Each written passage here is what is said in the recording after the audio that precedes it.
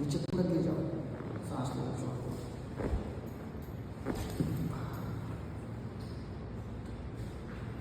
अब चल के देखो।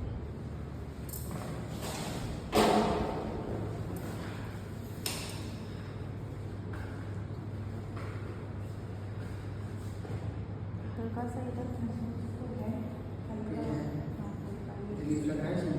हाँ जी, हल्का सा लगा है मतलब, लेकिन रिलेक्शन तो हो गया।